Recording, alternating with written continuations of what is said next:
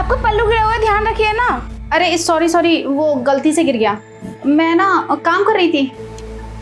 आपके देवर जी भी यहाँ रहते हैं, थोड़ा ध्यान रखा करो। आप बड़े हो। अच्छा ठीक है, आगे से याद रखूंगी।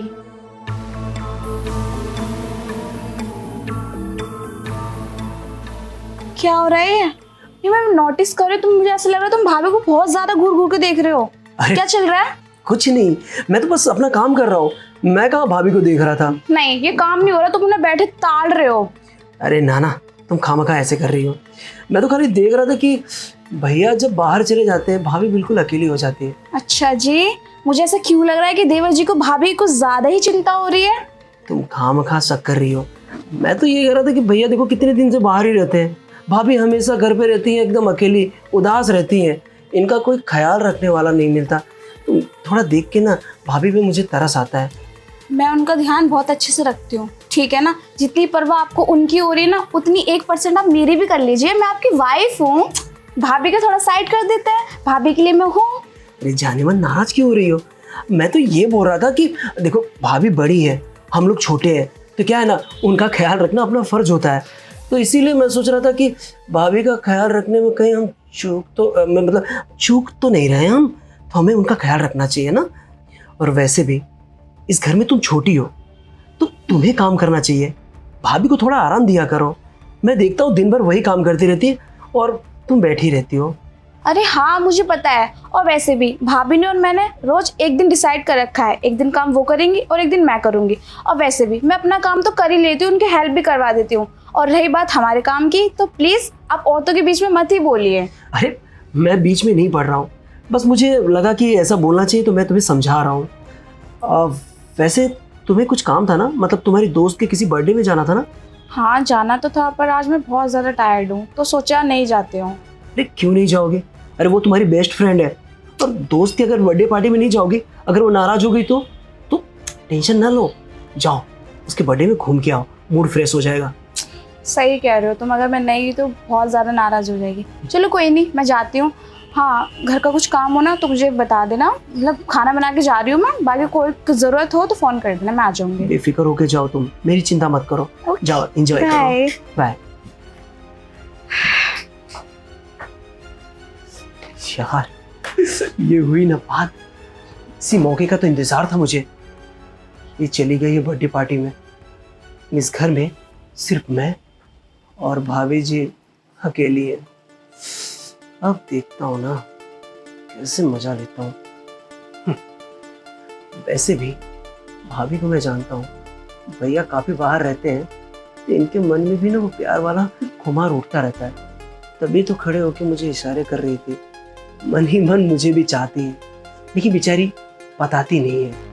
क्या करें, अगर पता चल गया बाहर लोगों को कि मैं देवर से प्यार करती हूँ या देवर को चाहती हूँ तो बदनामी होगी, इसलिए खुल के बोलती नहीं है। लेकिन मैं समझ जाता हूँ। अब जाता हूँ भाभी के पास और अपने अरमान पूरा करता हूँ मैं।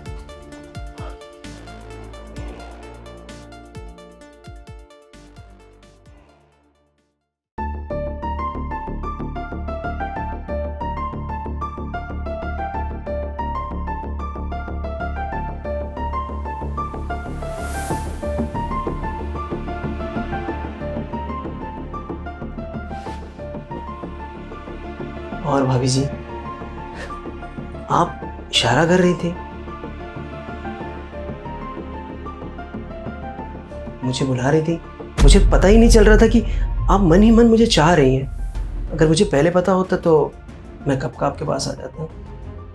तुम्हें तो पता ही है कि तुम्हारे भैया 6-6 महीने बाद आते हैं घर पे, और मेरी भी कुछ बेसिक नीड्स हैं। तो मैंने सोचा कि तुम इतने अच्छे हो, केयरिंग हो, तो मैं तुमसे ही है ना काम चला लूँ। क्यों? क्योंकि घर से बाहर अगर किसी के साथ अफेयर करूँगी तो उसकी बेइज्जती हो जाएगी। भाभी जी ये तो आपने बहुत अच्छा सोचा कि देवर के साथ ही चक्कर चला लो, और अच्छी बात है, यहाँ हम दोनों मिलके अपने अरमान पूरा करेंगे और किसी को पता भी नहीं चलेगा।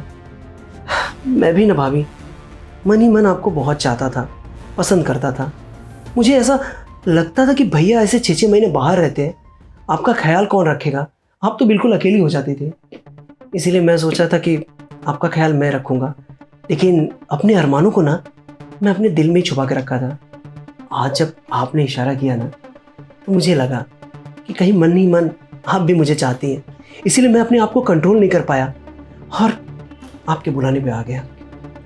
तो भाभी जी, मैं भी आपको बहुत पसंद करता हूँ। अच्छा ठीक है, सारी बातें बाद में, पहले ये बताओ तुम्हारी बीवी कहाँ है? अब अरे उससे तो अपनी बर्थडे पार्टी में किसी दोस्त के जाना था, मैंने भेज दिया। मैंने बोला जाओ, वैसे जा नहीं रही थी, बहुत आनाकानी कर रही थी। मैंने बोला अगर बेस्ट फ्रेंड है जल्दी जाओ, नहीं तो अगर नाराज़ हो गए तो टूट जाएगा। ऐसे बहाने बना के मैंने भेज दिया उसको ताकि आपके पास आ सकूं। वैसे भाभी जी, बातों में क्यों टाइम वेस्ट कर रहे हैं? हम जो करने आए हैं वो करते हैं ना। देखो, आप भी चाहती हो कि मैं वो करूं।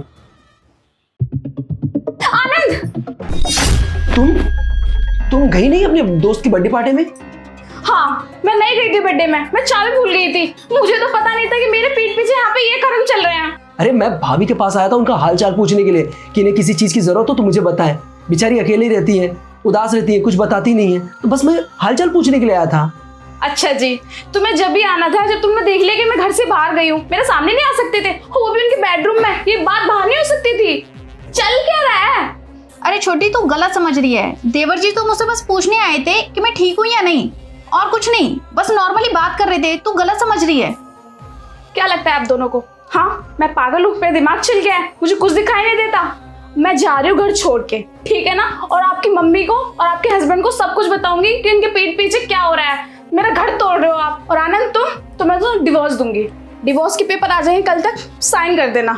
अरे मुझे छोड़ के मत जाओ, मैं मानता हूँ मुझसे बहुत बड़ी गलती हो गई, मैं अपनी गलती सुधार लूंगा, लेकिन प्लीज मुझे छोड़ के मत जाओ।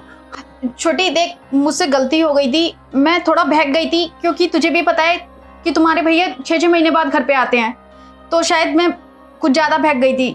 और मैं तुझसे माफ़ी मांग रही हूँ। मैं तेरे पति पे कभी नज़र नहीं डालूंगी, मैं हमेशा इसको छोटा भाई समझूंगी। और प्लीज़ तू हम लोगों को छोड़ के मत जा। मुझे माफ करिए, एक बार मुझे धोखा मिल गया है, मैं दोबारा नहीं खाना चाहती धोखा। इस वजह से मैं डिवोर्स साइन कर दूंगी, और प्लीज आप भी कर देना, ठीक है? कि मैं समाज में मुंह नहीं दिखा सकती कि मेरा पति किसी और औरत के साथ रंग रलिए बना रहा है। मैं जा रही हूँ।